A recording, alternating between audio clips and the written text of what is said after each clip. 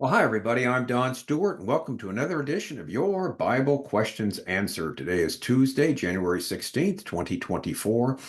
And today we're going to answer the question, does God control our lives in every area? Does he actually use natural means to produce supernatural results? We get asked this question quite often. In other words, people say, I don't see any supernatural events going on in my life. Does that mean God's not in control of things? To the contrary, he certainly is.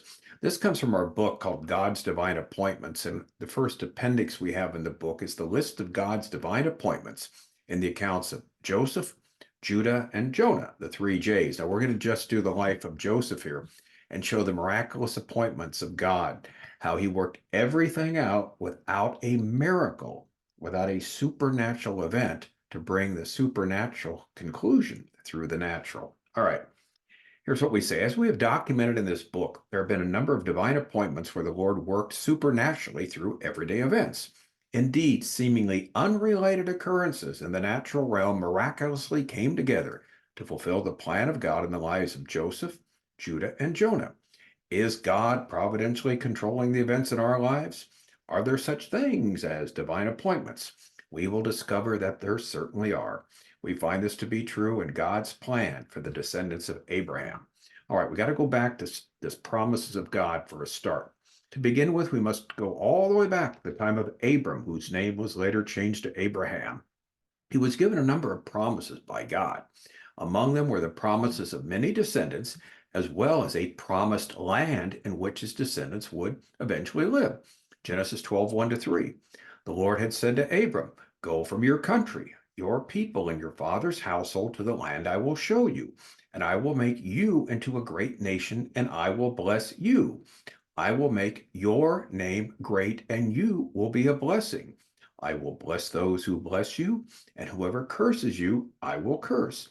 And all peoples on earth will be blessed through you. That's Genesis 12, 1 to 3. Now, Abraham believed God. He left his family and set out and settled in the promised land. However, later in his life, and this is the key here, he was then told this. Then the Lord said to Abram, Know for certain that your descendants will be strangers in a foreign country. They will be enslaved and oppressed for 400 years. But I will execute judgment on the nation that they will serve. Afterwards, they will come out with many possessions. But as for you, you will go to your ancestors in peace and be buried at a good old age. In the fourth generation, your descendants will return here, for the sin of the Amorites has not yet reached its limit. That's Genesis chapter 15, verses 13 through 16. So here's the prediction by the Lord. His descendants would someday have to leave the land they were in, the land of promise, and go to a foreign land where they would be enslaved for 4 centuries. Eventually, his descendants would return to the promised land, and when they returned, they would do so with much wealth. So here's the obvious question. How is God going to bring this all about? What would cause them to leave their land and eventually return centuries later? And the answer is found in the magnificent story of Joseph. All right. As we will discover, the account of the life of Joseph is all about the Lord, the God of the Bible, working his divine will through the everyday events of life. Interestingly, there are no miracles in the story of his life. Indeed, nowhere do we find God suspending the laws of nature to bring about the desired end. Consequently, his entire life will reveal how the Lord supernaturally works in unseen ways in the natural realm. Indeed, we will discover in the life of Joseph that time and time again, the hidden hand of God had miraculously arranged everything, whether good or bad, that was taking place. Now, as we say, this is a great lesson for each and every one of us. The Lord himself is intimately involved in the events that take place in the life of believers in Jesus Christ, while he ultimately directs everything to his appointed end. So these divine appointments, as we call them, make it clear that the hand of God is always working in the lives of those who are his. Now, we can summarize these supernatural events, these divine appointments, in the life of Joseph as follows. All right, divine appointment number 1. The brothers left Shechem since there was no grass for grazing. All right, the story goes like this. Joseph's brothers were sent by his father to go to the area of Shechem. They were in Hebron to go to the area of Shechem. and grazed their flock. Joseph stayed home. And then eventually Jacob said, I want you to go to Shechem and find out how your brothers are doing. So Jacob asked his son to check on the brothers who were supposed to be grazing their flocks in Shechem. Joseph obeyed his father and set out for Shechem, but the brothers were not in Shechem because it was not good for grazing. There was no grass there. So there would be no meeting up with the brothers of Joseph in Shechem at this destination.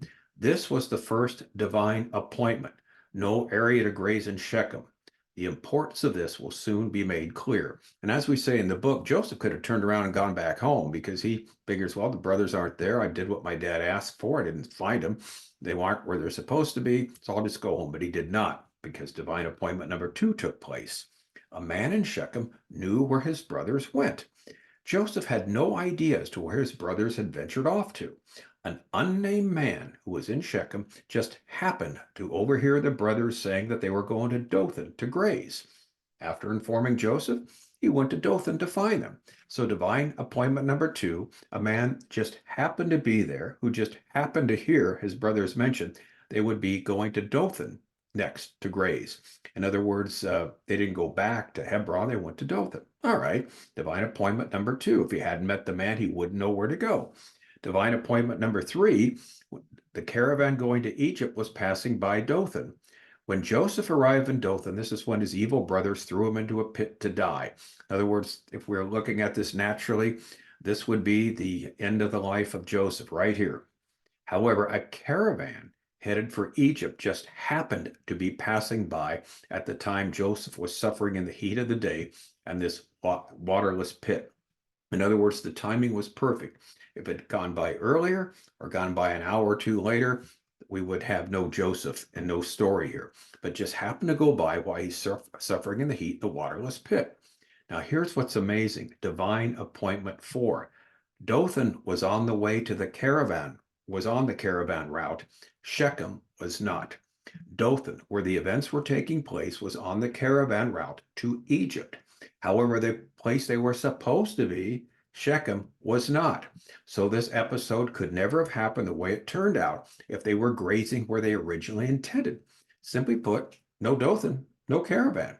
But God needed Joseph in Dothan because it was on the caravan route. That's why he made it where there was no grass to graze for the brothers in Shechem. Divine appointment number 5. Judah suggests selling Joseph to the caravan heading for Egypt. Now Judah, seeing the caravan, suggested that rather killing Joseph, why don't they sell him into slavery? Let's make some money off of him. The brothers minus Reuben agreed, and Joseph was sold to these traders who were on their way to Egypt. So it was the suggestion of Judah that basically saved the life of Joseph here, because the rest of the brothers were happy to see him die.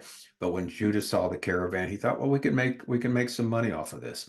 So divine appointment number 5, he was sold into slavery.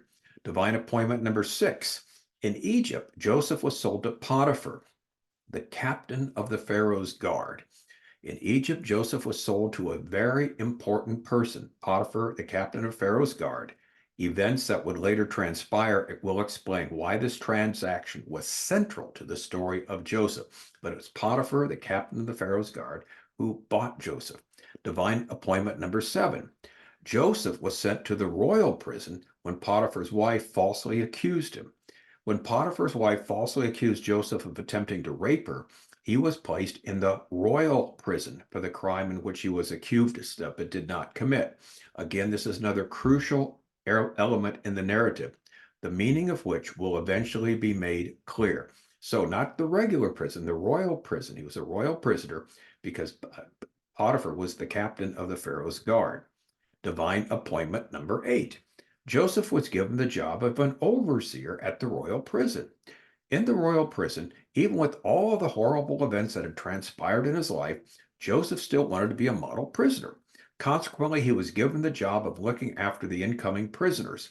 The fact that Joseph remained faithful to the Lord allowed him to be placed in that position. He's now the overseer. Divine appointment number 8 because of his faithfulness. Divine appointment number 9, Joseph correctly interpreted the dreams of Pharaoh's chief butler and chief baker. Now, it just so happens that Joseph was put in charge of 2 prisoners from the court of Pharaoh. the chief butler and the chief baker. They each dreamed a dream that bothered them. Seeing them downtrodden, Joseph asked what was wrong. When each explained their dream to Joseph, he supernaturally interpreted the meaning of each dream, accurately predicting their future. All right, they just happened to be in the prison at that time, and Joseph just happened to be the one who was the overseer. Divine appointment number 10. 2 years later, Pharaoh had two dreams that needed to be interpreted.